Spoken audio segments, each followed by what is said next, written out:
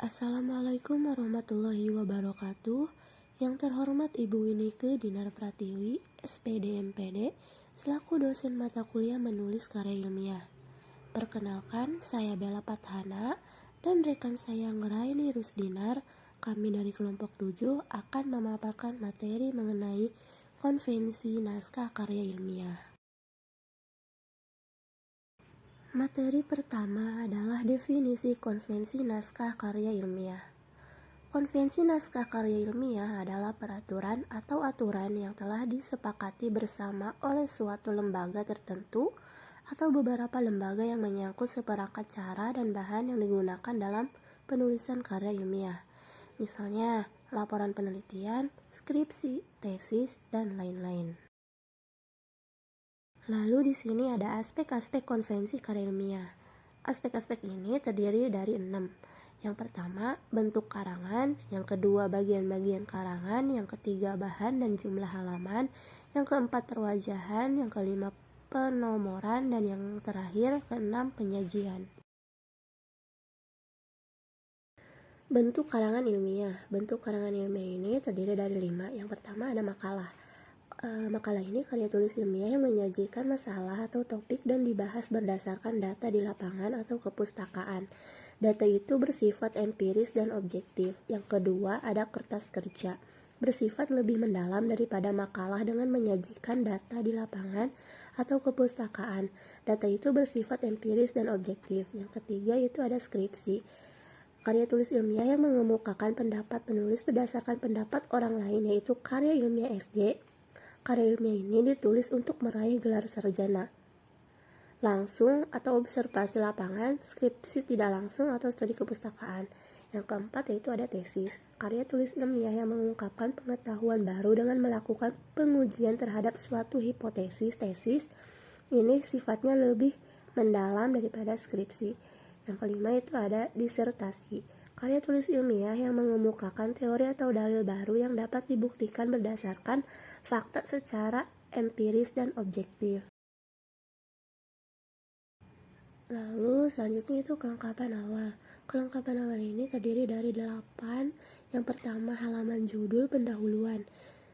Halaman judul pendahuluan tidak mengandung apa-apa kecuali mencantumkan judul karangan atau judul buku. Judul karangan atau judul buku ditulis dengan huruf kapital. Halaman pengesahan. Yang kedua yaitu ada halaman pengesahan.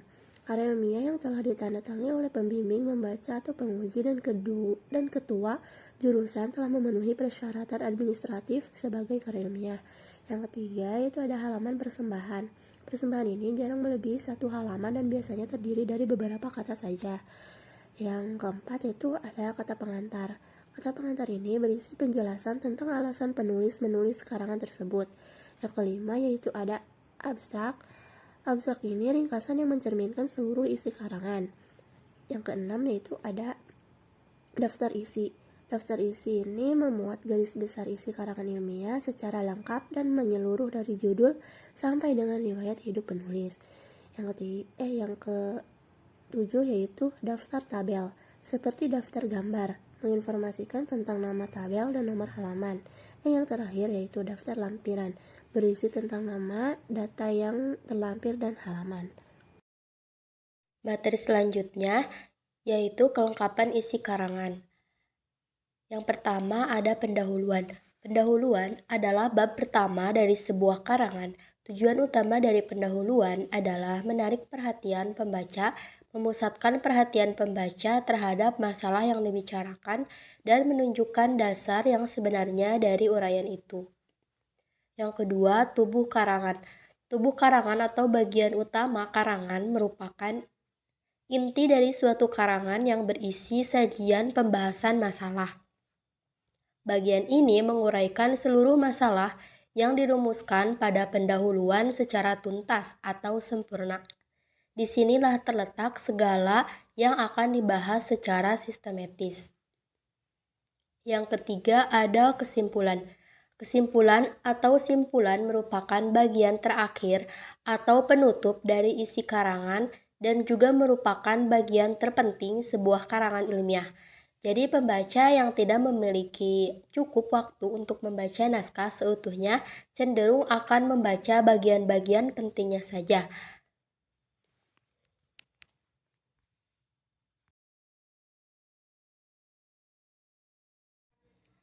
Bagian kelengkapan akhir karangan.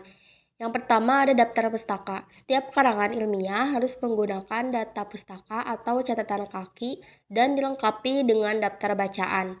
Daftar pustaka adalah daftar yang berisi judul buku, artikel, dan bahan penerbitan lainnya yang mempunyai pertalian dengan sebuah atau sebagian karangan. Yang kedua ada lampiran data. Lampiran data merupakan suatu bagian pelengkap yang fungsinya terkandung tumpang tindih dengan catatan kaki. Bila penulis ingin memasukkan suatu bahan informasi secara panjang lebar atau sesuatu informasi yang baru, maka dapat dimasukkan dalam lampiran ini. Yang ketiga ada indeks. Indeks atau daftar kata atau yang digunakan dalam uraian dan disusun secara alfabet atau huruf abjad. Penulisan indeks disertai nomor halaman yang mencantumkan penggunaan istilah tersebut. Indeks berfungsi untuk memudahkan pencarian kata dan penggunaannya dalam pembahasan. Yang keempat, riwayat hidup penulis, yaitu gambaran kehidupan penulis atau pengarang nama penulis.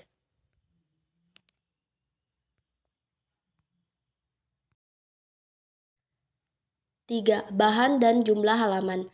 Bahan yang digunakan dalam penulisan karya ilmiah ialah kertas HPS ukuran A4 dan tinta hitam atau biru. Jumlah halaman untuk makalah minimal 10 halaman, laporan praktik kerja 40 halaman, skripsi 60 halaman, tesis 80 halaman, dan disertasi 250 halaman. 4. Perwajahan. Perwajahan ialah tata letak unsur-unsur karangan ilmiah dan aturan penulisan.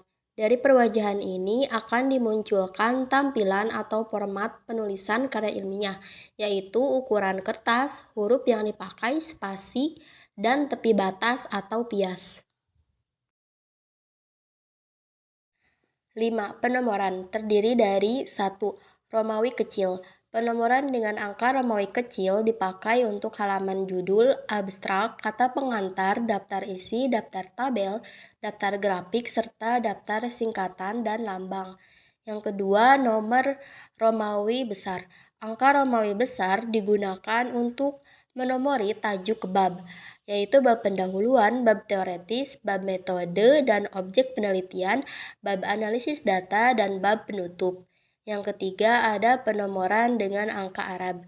Penomoran dengan angka Arab 0-9 dimulai dari bab 1 sampai dengan daftar pustaka, termasuk riwayat hidup dan lampiran.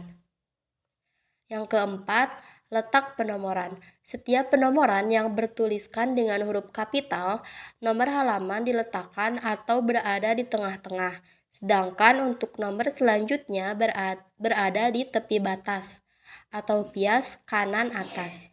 5. Sistem penomoran. Sistem penomoran dengan angka Arab menggunakan sistem digital. Angka terakhir dalam sistem digital tidak diberikan titik. Misalnya 1.1 latar belakang masalah.